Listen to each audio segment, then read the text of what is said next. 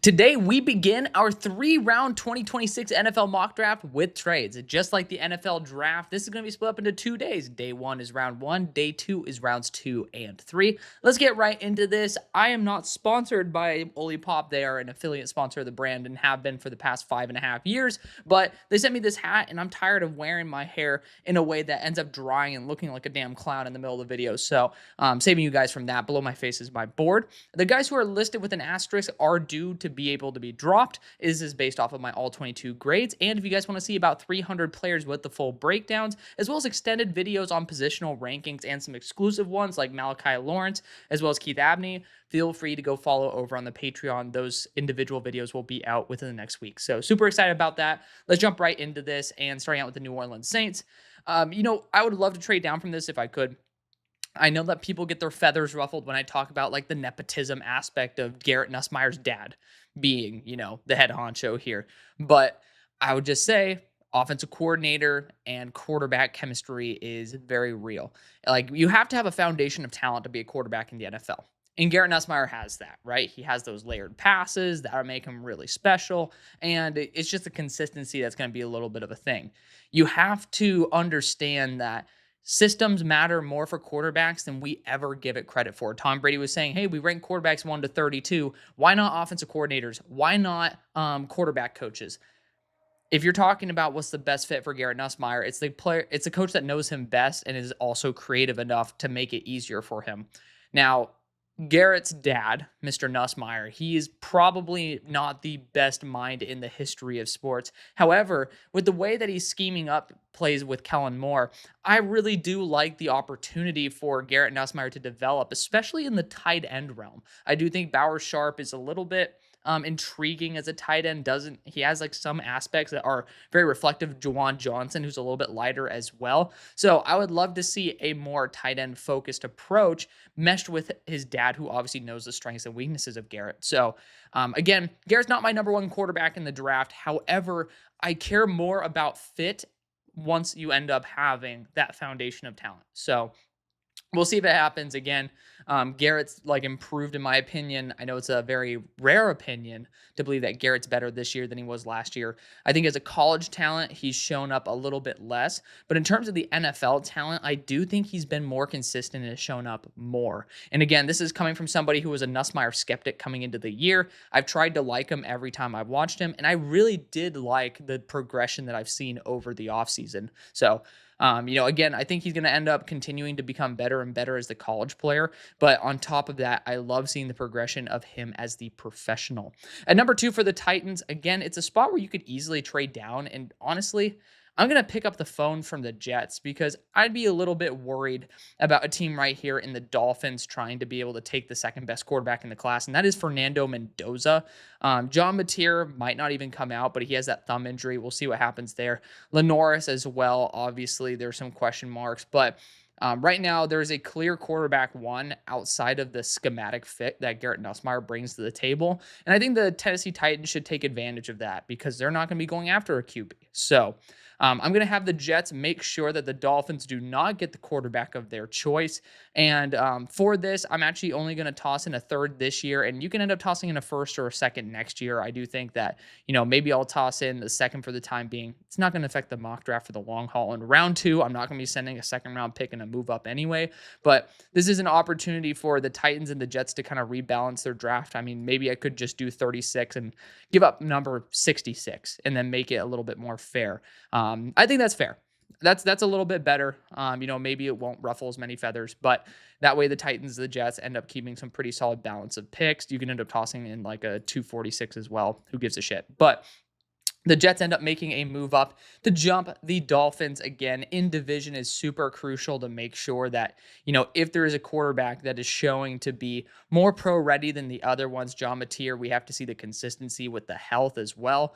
But then Lenore Sellers' consistency, Dante Moore, obviously he had a pretty rough sophomore campaign. Now he's getting into a much better flow right now in Oregon. So it's great to see that. But we'll see Drew Aller. This is a big weekend for him. A lot of question marks around the quarterbacks outside of Mendoza at the moment, who is coming off a red hot game versus Illinois. So we're going to be taking him here for the New York Jets. At number 3 for the Dolphins, again, like I was talking about, if I'm having some questions over the quarterbacks, I think that we're going to be, putting that on hold, and we're going to probably take some shots in the mid rounds and, develop, some quarterback competition, because this team is not ready to be drop quarterback in and call it a day. I actually am going to be taking this pick from a player or a person who I respect a ton. His name is Mike Renner. Ended up doing a mock the mock on his most recent mock draft for CBS as of yesterday. So feel free to go check that video out. Again, Mike is somebody who I respect his knowledge more than even my own. He is somebody very similar to me, will put his balls on the table for players that he really cares about. He is not afraid of people not liking him for his opinions. And, he backs it up with genuine understanding of the game, and even better than me, who's still developing and trying my best. Now I have some experience, but I do my best to continue developing and learning the game, but I make misses. I mean, so does Mike and everybody else. But there's something that ended up catching me off guard to where I didn't like it initially as much as I thought, because Peter Woods statistically this year not doing amazingly, right? But I ended up watching his games, especially versus LSU, Syracuse, and if I'm going to be honest, I mean, he's gotten better. He really has. And I mean, it's kind of weird, but Peter Woods has gotten stronger. I think that he's a little bit inconsistent still as a pass rusher, but I think he got more consistent than he was last year. And this is a great way for the Dolphins to build a foundational piece. I think that you're going to see a new head coach, maybe a new GM, and a lot of times they either go balls to the wall or they go conservative. And Peter Woods, with the strength he has, the run defense ability he has as well, this is just an amazing foundation to build upon.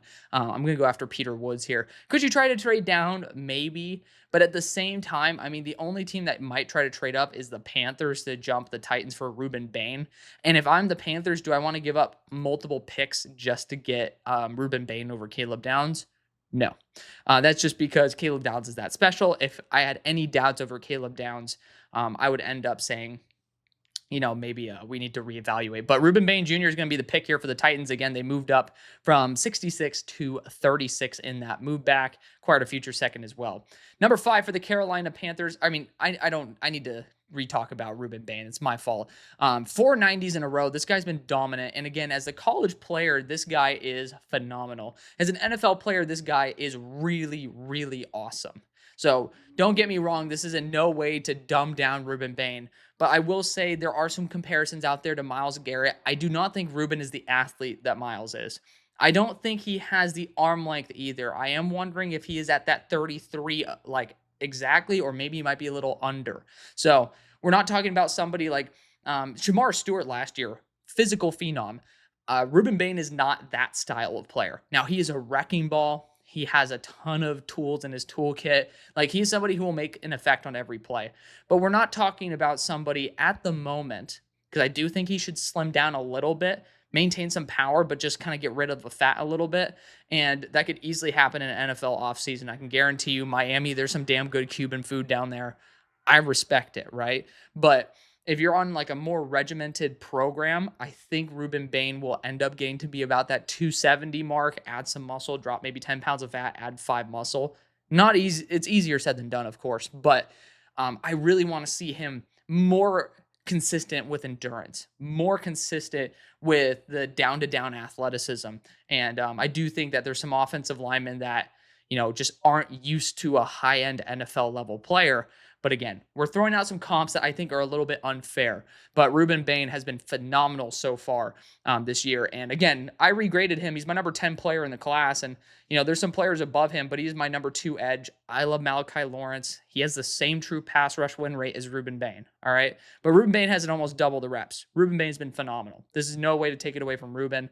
I think he's an amazing player. And again, I'm just wanting to see a little bit more. And I mean, just a little bit more of that endurance, that down-to-down consistency with his athleticism. And I think that in the NFL, when things get faster, it becomes a bigger issue. In college, I think that's why he's had this level of success. And I think that he can continue to have this level of success in the pros, if he just tweaks a little bit of his diet and maybe gets a little bit on the leaner side. And number 5, I almost said 55. Go to the Carolina Panthers again. Did not want to short you guys out of a topic on Ruben Bain. For me, I mean, I would trade down right now because, like, deep down, I'm like, do I dare just move back, have a team jump up and select Spencer Fano like the Raiders? Like, I would love that, right? Think about the Raiders right now with like Armand Membu. That's kind of what I'm thinking of with Spencer Fano because this tackle class not doing too well, and the Raiders definitely a team that could end up being in that range. My problem is for the Carolina Panthers, do I want to sacrifice Caleb Downs to go after Jordan Tyson? Like, that's the player who would be, or Kenyon Sadiq. Honestly, that's kind of fun. We'll see about Jatavian Sanders in the future there. Let's have fun here. I'm so tired of the same top group of guys. And for the Giants, it's going to be a really good litmus test to see, like, how do we handle it? Because this is a live mock draft. I'm not gonna BS you guys and say, oh, I have this all planned. I'm gonna surprise myself. No, this is on the spot because I want to use logic. And if you guys are sitting next to me, like it's a real draft, how I would end up approaching picks for both the Panthers, the Raiders, and every single one of the other teams. Now, I do like the idea of what I just did with the Titans and the Jets. I actually really like that, and I think the point value is very similar for a 3-spot move up here versus a 2-spot there. So I'm actually going to do the same thing. I think for the Carolina Panthers, they're going to give up pick 69 and they're going to get pick 40. Now, the Raiders, you might say, like, we need a lot of guys. I totally agree. I do think that you guys still will have proper value based on how this class is built to be able to address some solid positions at pick 69. Like, it is what it is. But for the Panthers, I mean, I saw what they did last year with their multiple picks as well. And I think they've done a fantastic job just continuing to move up and down the board and end up getting the value wherever they can. But the Raiders, jumping the Giants again, we're giving new opportunities for these teams that we never have had before. I'm going to go Spencer Fano, right tackle out of Utah. To me, he is the true right tackle that you are to dream of in this class. He's like has a lower grade so far this year because first off, he's allowed one pressure. But most importantly, he just went up against arguably the best edge duo outside of Miami in the whole country. It happens. I mean, again, when you're going from Wyoming to Texas Tech, which, I mean, you might, if you just said that without understanding where Texas Tech is at, you might be like, that's not a big deal, but it's a big deal. And they still ended up doing a very solid job. So I really love where Spencer Fano's at. And I do think, especially with the way this team needs grittiness in the run game, I mean, let Ashton Genty eat. For that type of move up, I mean, again, I could have tossed in a future pick as well. You guys can, again, I can end up adding it in over here or overnight if I want to. But I mean, again, that's not going to make that big of an effect on the mock draft. Please, if you guys get butthurt about that, by all means, let me know. But I will end up, adjusting it if it is really that big of an issue. I don't think so at the same time because we're right now just trying to talk about how it affects this draft. And a second round pick, like I said, for the Jets and Titans trade, not really going to be in effect for the next video. But I digress. I picked number 6 for the New York Giants. I would try to trade out of here too, but it is a little bit unrealistic at this point to be making those type of moves. I'm going to go after Caleb Downs, defensive back at Ohio State. Get the best player available. That's the right move. And, just continue building your team from the ground up. Like, you can never go wrong with continuing to get more and more firepower with the best player available. It eventually catches up to where your team actually is fully loaded with really damn good talent. At number 7, for the Cleveland Browns, I'm still surprised TJ Parker is ranked this high. Just going to be honest, I do not think he's done a very great job this year, but I do think that this team is one of those that's in an interesting position where you need to target a QB. And this is based on the current Super Bowl odds. I forgot to say at the start of the video, I've shuffled a couple of them around because in the playoffs, it would be like 6 NFC teams in a row. And I'm like, guys, like, come on. So I tried to end up balancing it a little bit that way where I bumped the Jags up one spot above the Seahawks because, again, like, we had 10 teams that didn't make the playoffs, but 9 teams don't, right? For the AFC. So I digress. This is where they are at currently in terms of Super Bowl odds.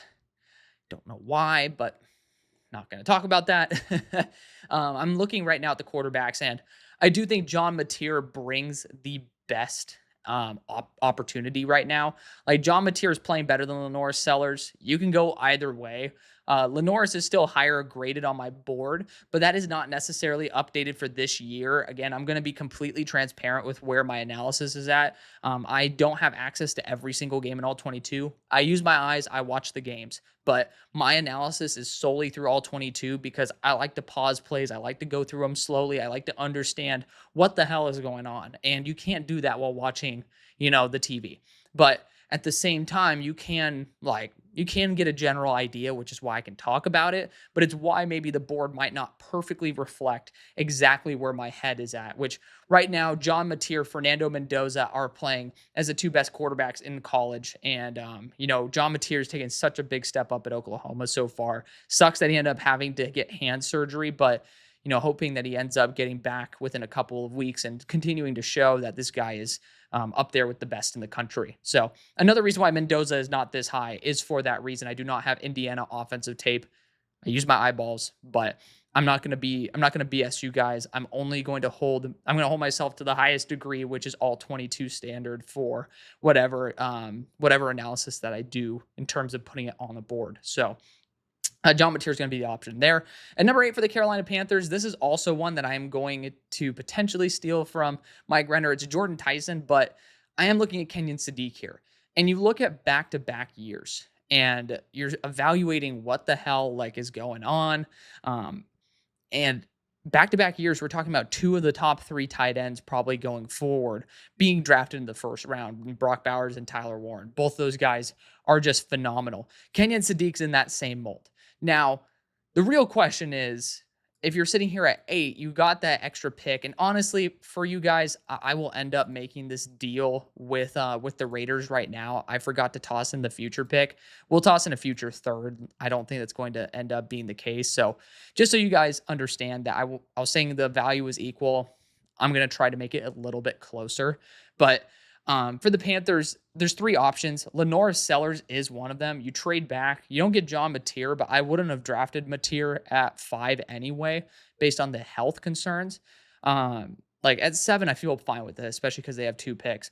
But it's like Sadiq, Tyson, or you can end up rocking out with Lenore Sellers.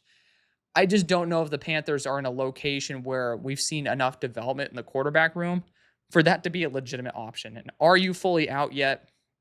The 2028 class, 2027 looks a little bit weak quarterback-wise, but 2028 class with a lot of the true freshmen and, a true sophomore in Williams and Washington, a lot of guys who are probably projecting a little bit more for that. The reason I'm saying Williams for 2028 is because he looks a little bit thin. Maybe NFL evaluators will want an extra year. That will probably be a little bit more conducive to the Panthers, and I would try to take someone on day 2 or, end of day 2 because we have those extra picks in order to make myself feel a little bit more comfortable with the competition rather than just declaring this is our guy here. We're going to go after the most unique player in this entire class. And there is not many people who have a true number 1 stance above everybody else at their position.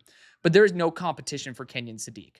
And again, the past 2 years, the NFL is very trendy. We have seen 2 of the top 10 or top 5 tight ends in the NFL come out in the first round. Take your shot on these guys who are amazing. And Kenyon Sadiq, he is an amazing blocker. I mean, he might be 245, but this dude blocks like he's 260.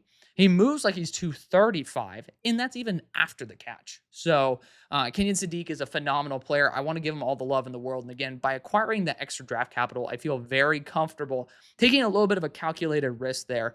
And again, it also lines up with how they've drafted Jatavian Sanders in the past. I do not believe in him. That's just me. But Kenyon Sadiq, I also love the way he can impact the run game as well. He's a super weapon, and he's going to be a quarterback's best friend, whether it's Bryce Young or whoever we draft maybe on late day 2.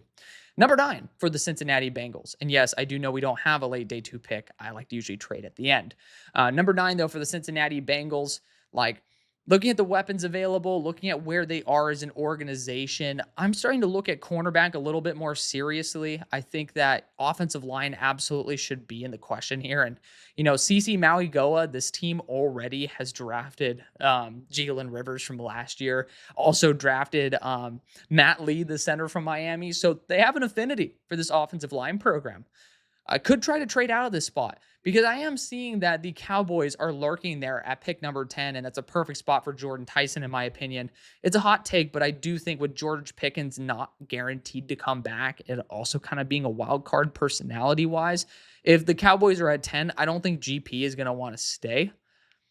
Just going to be a really hot take right there.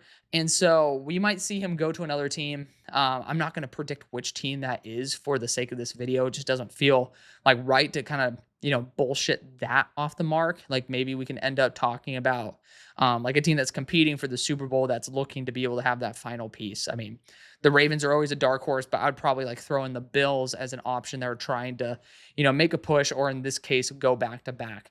So I will say the Cowboys are a prime target for Jordan Tyson. If I'm going to go and get CC Maui-Goa and have him play guard, it's just way too early for that. It's just way too early, and I don't feel very comfortable doing that. So I'm going to hold off on the CC Maui-Goa stuff, and I'll make a move back.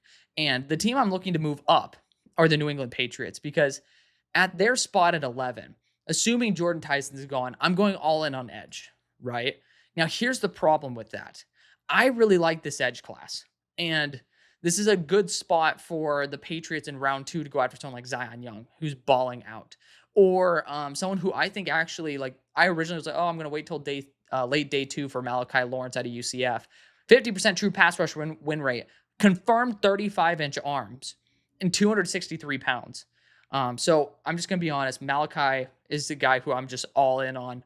It comes back to bite me in the ass, but what I do owe you guys is honesty. I try to learn from my mistakes with other players.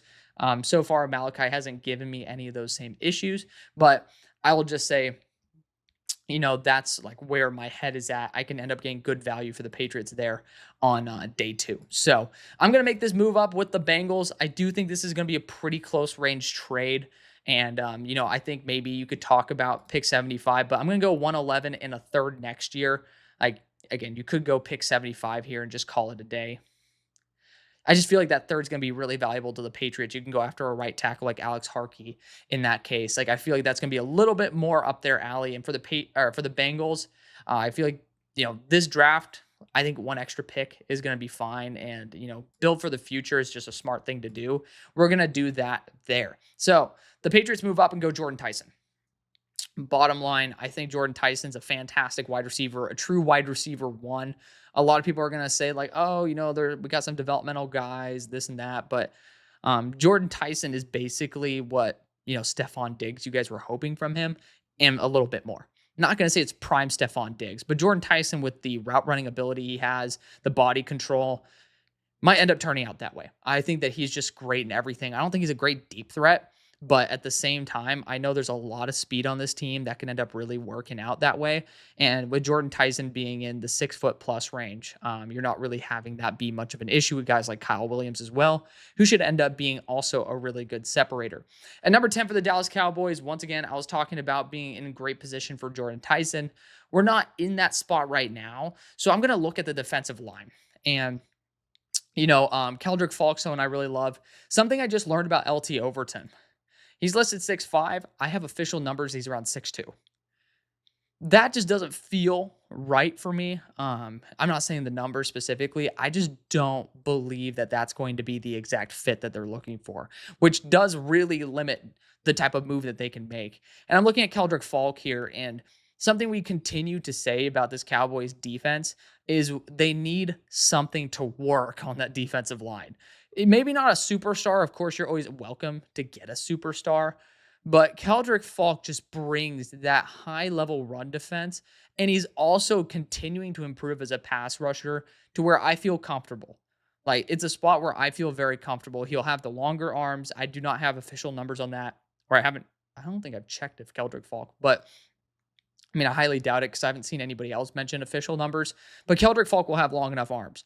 And I mean, obviously, if you're really good versus the run, there's a good chance that you have good arm length. But Keldrick Falk, I think, is just a very solid foundation to where then you can end up going after more of your DPR to replace that pure pass rush that you lost. But I mean, I'd rather have edge rushers that, are not getting gashed by the run every single time when you're facing the Eagles. And now you look at the Giants with Cam Scatabo, how they're trying to create an identity through the run. And then obviously Jaden Daniels with his ability to scramble as well. And, I obviously think they're going to be trying to go a little bit more run focused as well. Like there's just a need for consistency at edge rusher. And then you look at what the Cowboys have drafted, guys who are 265 plus, it just fits. So I really do like that. Again, something I'm going to be stealing from Mike Renner's mock draft. At number 11, though, for the Bengals, I was talking about this. Like, I ended up thinking about CC Maui go up, but a guard at 11 is just a bit high. To me, it's just a little bit high.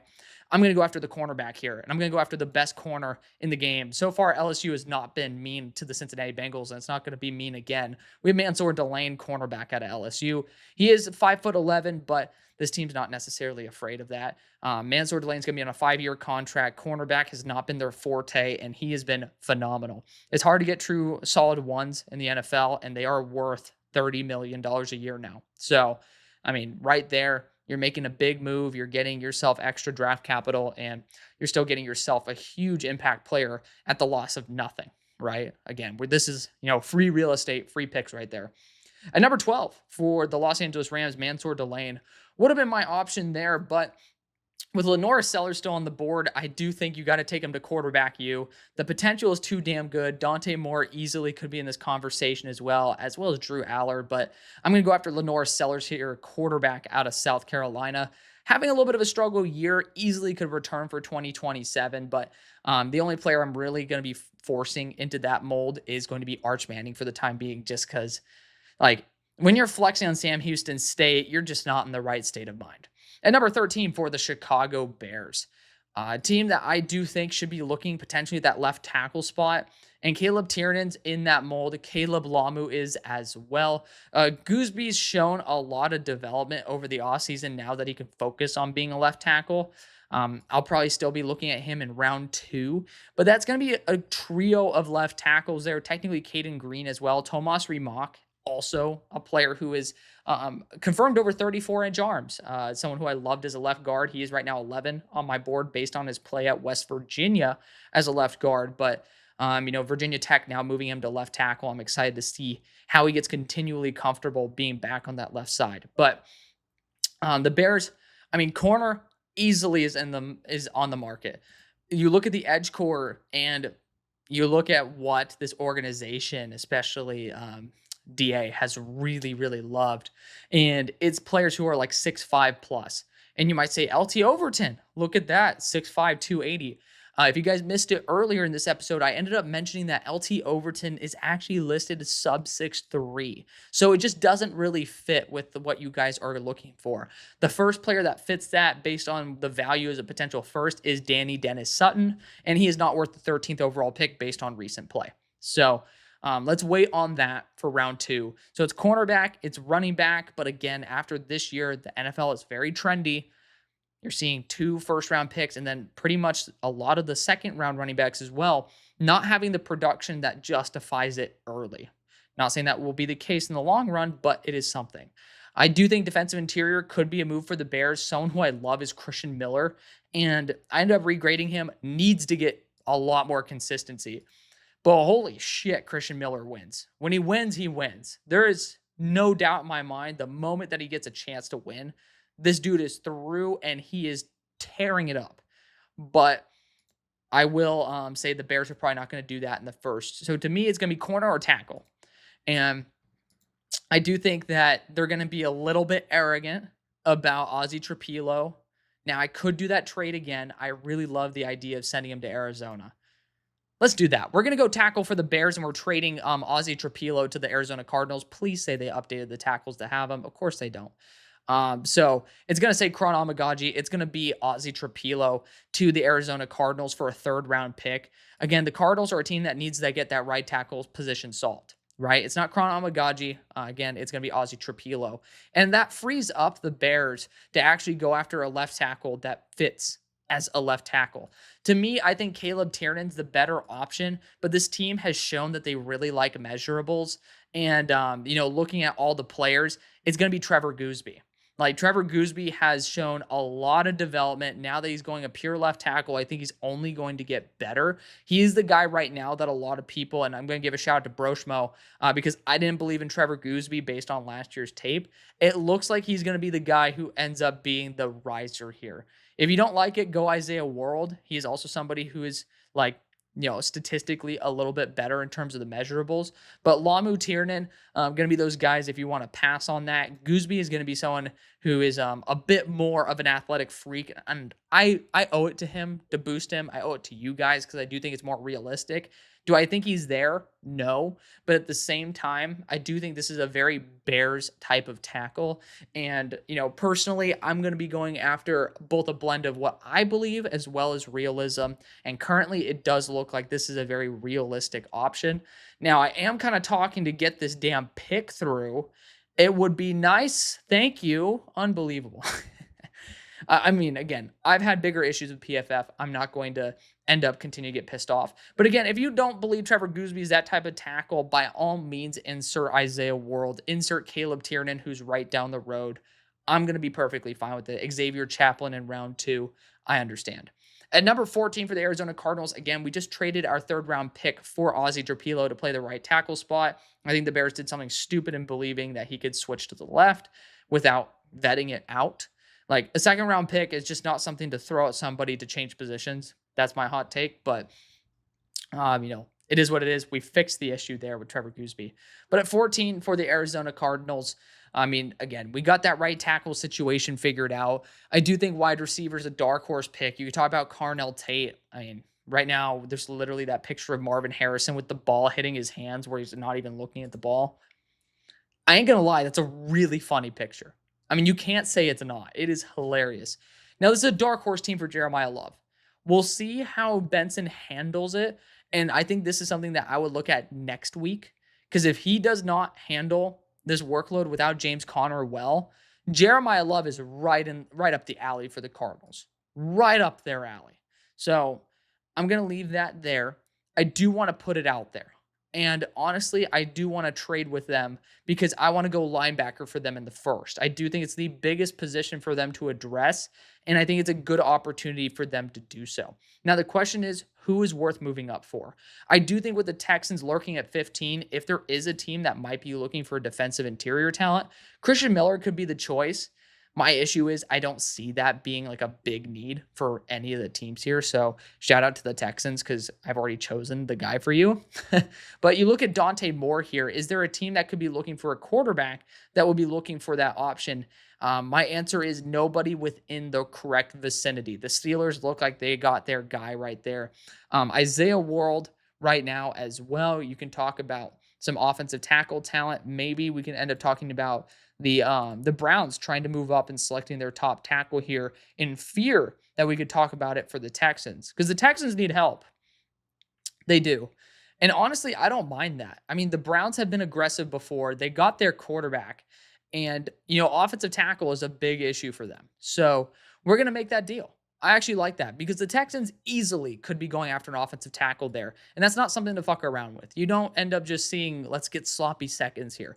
That's not how it works. That's not how you're supposed to play the game. So for the Cardinals, I will be asking for the third in return from Cleveland, but I will be offering back pick 114, and I'll be asking for a fourth in return. Like 15 to 17 is about pick 120, so I do think this is a little bit overvalued. So it allows the Cleveland Browns still to have a solid pick in this range, and like maybe we'll get like pick 220 involved as well. But you end up getting that fourth round pick as well. Arizona boosts their quantity of picks. Again, we ended up, of course, trading our third round pick for a right tackle. And now the Cleveland Browns have moved up. And I feel very comfortable with DeJuan Jones being out as well, that we need to just go after the best tackle available. And again, sloppy seconds for offensive tackle is just a dumb move. And the Steelers could end up going offensive tackle as well. I think you have to lock it in. Again, this is a team that looks like they really care about measurables. So I'm changing my stance and going after Isaiah World here, tackle out of Oregon. But with the Texans sitting here, I do think I want to roll the dice in round 2 more on the offensive line. It looks like what that organization would do. Jeremiah Love easily could be the choice here, but I'm going to go after the player that I think is best. And that's going to be Christian Miller, defensive interior out of Georgia. This is a team that has done a phenomenal job continuing to patch it up and make, their defensive interior work. But why not just make it amazing? Interior pressure, like, you already have arguably one of the best edge rushers in the entire NFL with Will Anderson. Why let that go to waste with that, like, by just having exterior pressure? Let's get Christian Miller in here. Let's change it up and let's dominate. 16 for the Steelers. Again, we got to go after a quarterback here. Now, we could try to go back, wait, and see what happens because you got Drew Aller, you got Dante Moore. Like, very intriguing situation to say the least. But, just depends on which one you want more. I will say this, though. Dante Moore is way less developed than Drew Aller. Way less. And I think Drew Aller's a better quarterback for the Steelers. So I'm going to go after that. Now, I think Dante Moore has the higher ceiling based on the athletic floor, but Drew Aller's built more, A, for Pennsylvania, but B, he is built also a bit more for, a little bit more grittiness. Big Ten. I mean, technically Oregon's Big Ten too, but Drew Aller's progressed year over year, needs less development, and I don't trust the Steelers to truly develop at that rate. Drew Aller just feels like the type of quarterback that gets drafted in Pittsburgh. So he goes to Pittsburgh there at 16 in Pittsburgh. He's going to be the quarterback for the future. 17 for the Seattle Seahawks.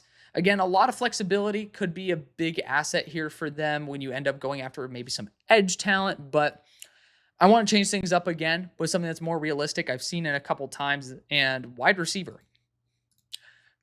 This team needs it. I mean, you look at where they're at as an organization, and you are kind of wondering to yourself, like, what is Seattle doing in order to make, like, the deeper game a little bit more viable, right?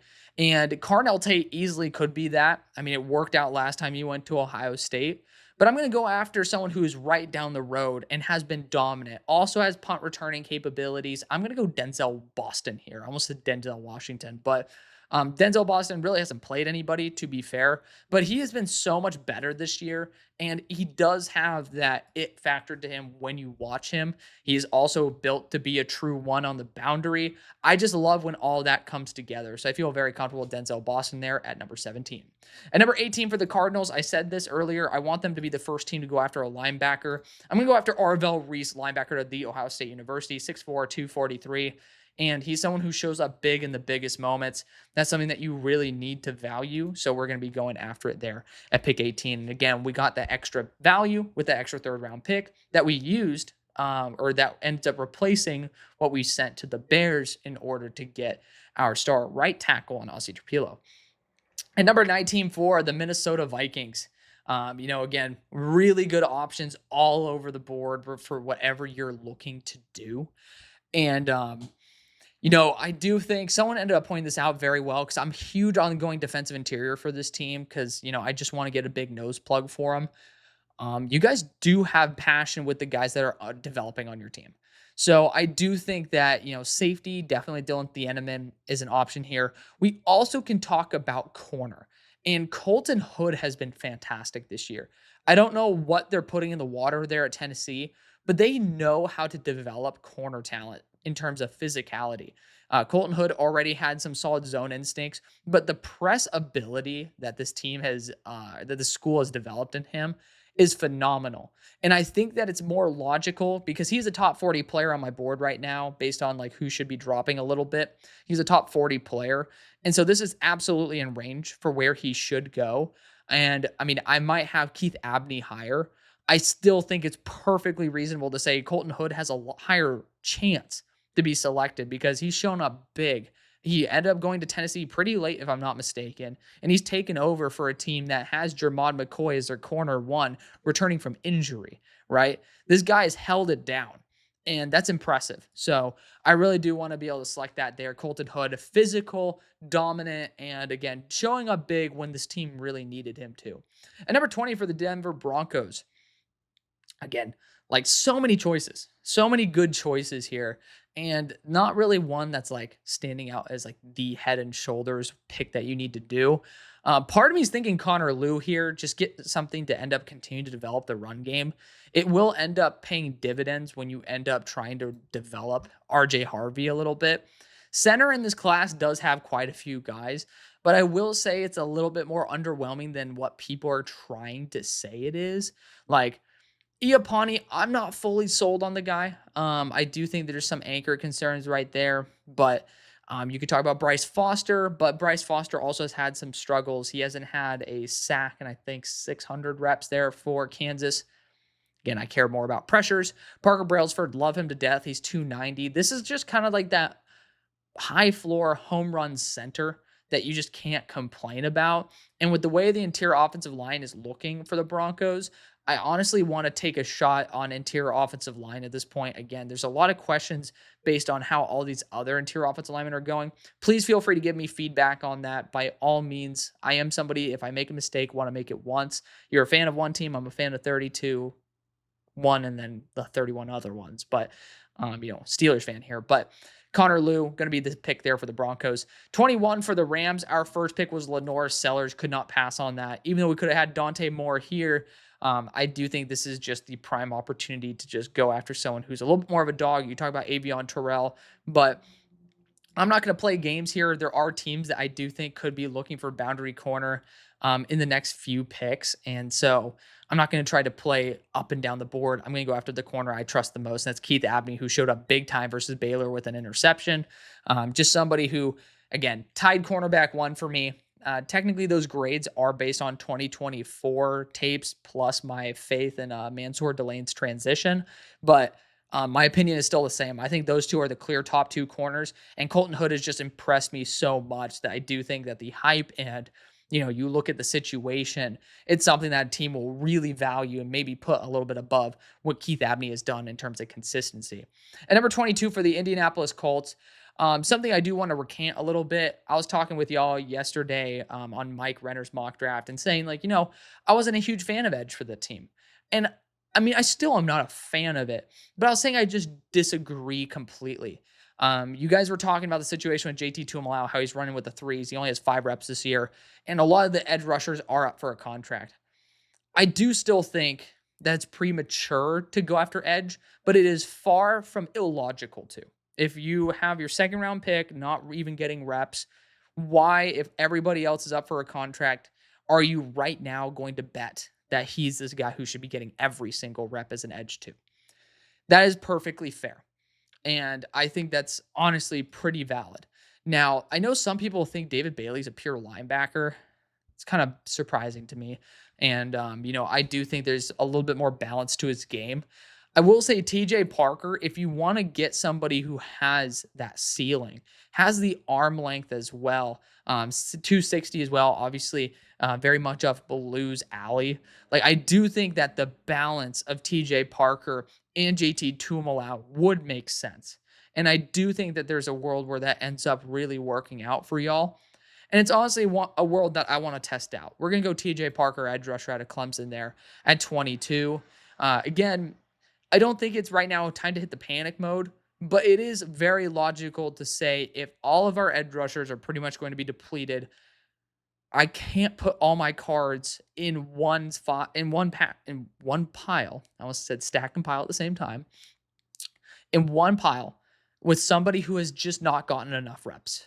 You have to hedge your bets here and go after another player to pair up with Leatu Latu for the long haul there. And TJ Parker, JT Tuimoloau, you got to get a rotation as well. It could end up paying off big time. 23 for the Tampa Bay Buccaneers. Do we just go Jeremiah Love? No. But this team is the type that I do believe should be looking at more that designated pass rusher style. Now, R. Mason Thomas is intriguing. He is not a first-round pick. He has 31.5-inch arms. This is confirmed. You have to start thinking about this through the lens of, what is a first-round player? And physical build matters. Unfortunately, it's the truth. Not many guys are built to be on the level of, not many guys work very well with sub 32-inch arms. Now, I don't know how Micah Parsons has done it with 31.5, but he is just a phenom, right? Again, you can't have the exception be the rule. I will say this about David Bailey. A lot of people think he's more of a pass rusher or more of a linebacker based on how he was at Stanford. And, we'll see what happens with him as a pure run defender. But for the Buccaneers, the first player they signed and the first player in general that was signed in free agency was Hassan Reddick. David Bailey definitely could be able to play the role that I think they have a vision for with Hassan Reddick. obviously the replacement for Joe Tryon Shoyinka. David Bailey just feels a little bit more suited for that than what meets the eye. And he is still a phenomenal player. Again, did not have the game that technically Romello Height did versus Utah, but I don't think that's a reason for us to say hell no to David Bailey. Just someone who's so good on so many levels. There's value to that. And I want to be able to explore that. At 24 for the San Francisco 49ers, this is where I'm looking at CC Mauigoa. And here is why. Actually, no, I lied. I'm going to go after Caleb Lamu here. And here's why. Connor Colby's playing guard for y'all. I want his ass benched. Now, I hope that comes back to bite me in the ass. I really do. But Caleb Lamu has that future left tackle potential while being able to play instantly at guard. So you have your short-term fill with an amazing player. Again, Lamu is just tough to find a team that's like looking for that hybrid tackle guard. Like, could have done it technically right here, but again, with Lamu having his questions as to whether he's a tackle or a guard, this is one of those teams that can feel it out and just say, we're going to be happy with what happens. So Caleb Lamu, guard/tackle at Utah, going to be the selection there. Again, could be the heir apparent at left tackle for Trent, but most importantly, has an early role as well that will help out the team. At 25 for the Washington Commanders, I'm running this to the podium, Jeremiah Love. I don't care what edge rusher's there. Jeremiah Love, even though I do have Poogie Bear, I already forgot his name off the top of my head. Damon Claiborne out of Wake Forest is my RB1. Jeremiah Love deserves it more. And it's far more realistic. Again, what I do is I blend my opinion with what is current. So I can give you my twist on a mock draft. I don't think it's fair for you guys to go click on a video, spend an hour, and watch somebody just put their board into a mock draft. I think that's bullshit. I don't think that that's right by you. What I want to do is show you guys what I've learned and what I understand, and also give you guys some research of what everyone else is thinking too. So you guys don't always have to click on other people's mock drafts. Like, okay, this is the general opinion. So I'll put my twist on it. I'll make it very clear why when I'm doing my own twist. But, I just want you guys to understand that even though I have someone like Malachi Lawrence at number 7, like he is somebody that I love to death, and that is what I believe. But I don't think it's going to happen where he's a first-round pick. Would love for it to be the case again. But I'm not going to just tank a mock draft with a bullshit pick. It does happen in the real draft, but I want a couple more weeks to go by where we start seeing maybe some people believing there's a chance for me to start saying, okay, I'm going to put my opinion here and, maybe put my foot down a little more. Number 26 for the Kansas City Chiefs. I'm going to go edge rusher. Again, it feels right. LT Overton definitely is going to be the guy who I go after here. You want someone who can get quick wins. I do think he can, and he has a good enough arm length for it. He is 6'2", though. That's just my only problem. But, it's a Spags build edge rusher. Nothing's really worked out the way that you're kind of wanting to get a true future edge. But I do really like where he is at. And so it's just a good value for somebody who has flexibility, is an extremely talented player, and I'm just happy to have him there. At 27 for the Detroit Lions, again, we could always be making some moves here. I would want a center, but I'm just not seeing the value there. Connor Lew would have been the choice there, and I had him go at 20. Now, maybe I should have had the Broncos trade a little bit, especially with some edge-needy teams. But, again, I didn't really feel like a lot of these teams had matching needs and desires to where it would end up being like, oh, like if we wait, our guy's getting taken, right? Like the only time I would really think that is with the Chiefs and, what I was planning here with the Colts. And I'm not doing an in-division trade to give a higher tier edge rusher to a team that's in my division. Like that just isn't very smart. So keeping that in mind, the Lions here at 27, I am going to go edge rusher because I am also seeing a lot of teams in this range that I am a little bit worried about going after Danny Dennis Sutton. I do think he's the next guy to go. He is somebody who has consistently been in the spotlight for teams that are like looking for the build of a first round player. Really solid arm length in general. Pretty sure it's in like the 33 to 34 range. Might be a little bit more than that, but I do think it's in the 33 to 34. And again, great weight. He is right about that 6'5", 265 mark. So, we're not getting fooled right here by, you're looking at LT Overton. But we're going to go Danny Dennis Sutton there. And again, has that frame that you're kind of looking for. You look before at like Davenport and all that other stuff, but Josh Pascal. This is going to be someone who has a little bit of a higher percentage chance of succeeding because even when he hasn't been amazing, he's still been very reliable and very effective. At number 28 for the Chargers would have been Danny Dennis Sutton for me.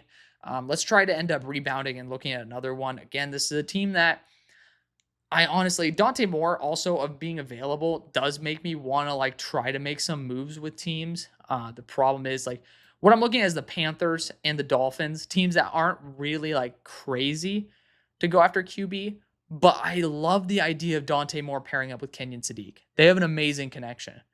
And if I'm being honest, what else do I like for the Chargers? I think center is the biggest, edge rusher as well. Those are both kind of depleted at the moment. I'm making a move. This is going to make some people go nuts. And I ended up talking about this. I'm having to move up with the Carolina Panthers. And again, it's not 37-40 for 28.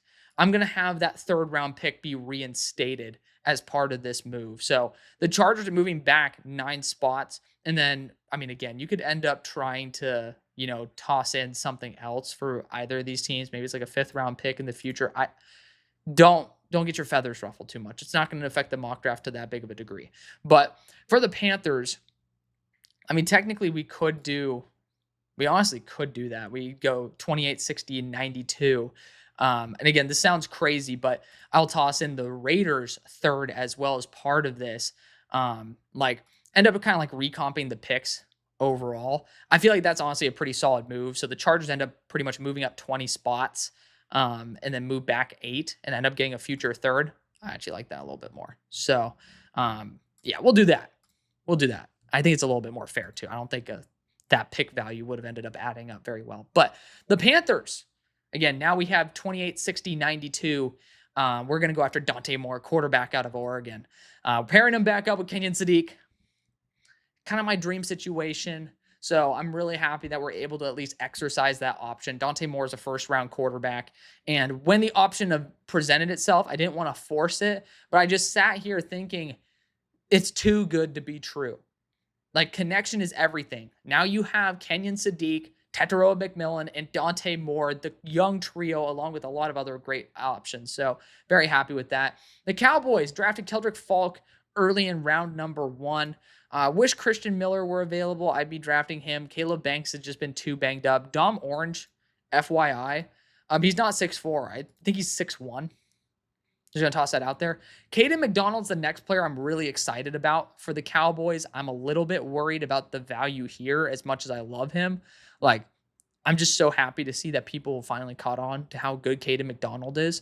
But again, Keldrick Falk, the selection in the first. The value here, I mean, Avion Terrell is a dark horse candidate for this team. They really do need to look at there's a lot of needs on this team. Technically, Dylan Thieneman as well is incredible value. In fact, that is like ridiculous value. So I want to take a peek at a team that might want to go after a star defensive back.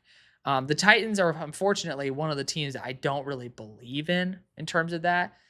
Unfortunately, actually, as much as I wanted to do it, I don't really see the value for a team to move up. Again, the Dolphins could, but you're kind of shooting yourself in the foot for a team that's very, very weak with a lot of picks needed. So I do think we're going to get SOL out here. We're going to go on the offensive side, and we're going to get some good balance here. Again, I don't really trust that we are going to see not CD Lamb. Of course, he's going to be there for the long haul, but we're not going to end up seeing George Pickens there for the long haul. If you guys are at pick number 10, we're going to go Carnell Tate, wide receiver at Ohio State, to be just a consistent threat there as a wide receiver too.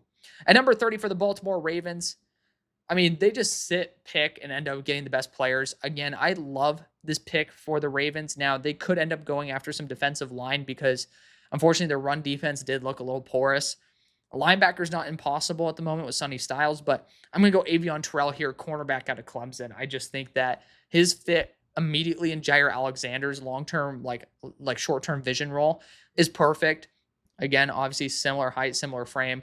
He's a damn good corner, and again, has the feistiness that really does work out. So, and also it's a team that's pretty familiar with the program. Number 31, Philadelphia Eagles. Again, could end up trading out of here because that's kind of the Howie thing to do. Now, the way that you need to approach this pick, is there a long-term tight end? No. Kenyon Sadiq was taken long ago. Is there, I mean, wide receivers, what you solve with like fifth round picks, that's just kind of what wide receiver 3 is to y'all. Is there a long-term option at right tackle? You might say CC Maui-Goa is an amazing move. Here's the issue with that. He's probably a guard. And you're not drafting a guard at 31. Caleb Tiernan, unfortunately, doesn't match up physically with the measurables that you are looking for. So I am believing that you guys are going to take this opportunity maybe to a later round. And, like a Caden Proctor in round 2. I feel like that's a little bit more logical. Now, the other positions that we can talk about is corner and actually safety. Now, the long-term answer at safety where Dylan Thieneman can continue what I'm forgetting his and Coop's names, like the Amazing Whites or something like that. Something dumb like that. Love them, but like, let's reword. Let's do the rebranding right now. Dylan Thieneman's not a bad choice because he is best player available. And I'm thinking about the long-term vision for the safety role. Again, is Reed going to be worth paying $10+ million a year? And then obviously Makuba is there and doing what Makuba does best, which is take advantage of some poor plays and make big plays from it. Dylan Thieneman, unfortunately, I do think has a little bit of an overlap with that situation. My biggest problem with this right now is there a player that is worth it? Like, that's the big question right now. And my honest answer is maybe with Jermod McCoy, maybe with even it's a very hot take, but Damani Jackson, who hasn't even allowed a yard this year while playing 130 defensive snaps. Like, there's some names in there that I really like that I do think I will be taking the opportunity to move back with. And I'm going to get ballsy here. Howie loves to work the board. And I was talking about the Bengals earlier. The Bengals made a move back, remember? And they ended up acquiring extra draft capital. I'm going to make this move. And Howie's going to make a move tomorrow early. By all means, do not think that this is the end of my moves for the Philadelphia Eagles. But the Bengals have a ton of draft capital. And what Howie does best is continue to accrue future draft capital. Now, I honestly am still a little bit worried about the Bengals as well as technically the Patriots as well. So you can choose whichever one of those future thirds are going to be a part of this. But I am also going to be flipping my 95th pick for 73. And I'm going to end up getting myself a lot of good ammo, maybe to move up again in round 2 and just continue going from there. So let me know what you think of that. Again, you can end up adjusting this for however you like to end up addressing it. Toss in like a future 7th because Howie likes to use those on every single player imaginable. But even like 248 field, just have your day. Have your field day there. But the Bengals are making a big move up to go after CC Maui-Goa. They went Mansour Delane and now are going after CC Francis Maui-Goa to play that guard spot for them. Also the ability to play some tackle. But it is a program that the Bengals have now addressed 3 times at their offensive line. They obviously like it, and the value was there. At number 32 for the Buffalo Bills and ending off this first round, some amazing talents that unfortunately are slipping to day 2, including my number 3 player here in Caleb Tiernan. Very hard to sell a guard that is 6'7", 6'8", even though I believe in him as a tackle. It's just, again, some teams are going to believe a little bit differently than I do. I'm going to go after Sonny Styles. I do think he's the best linebacker available. This is a team that likes to have an identity through their linebacking. Ooh, let's throw a curveball. I always do Sonny Styles. Fuck that shit. We're going to go Dylan Thieneman, safety out of Oregon, another player who's in my top 10. Really good player. And again, the safety core, not good. Let's get Dylan Thieneman there. Pair him up. Hopefully, Cole ends up getting better, Bishop, over time.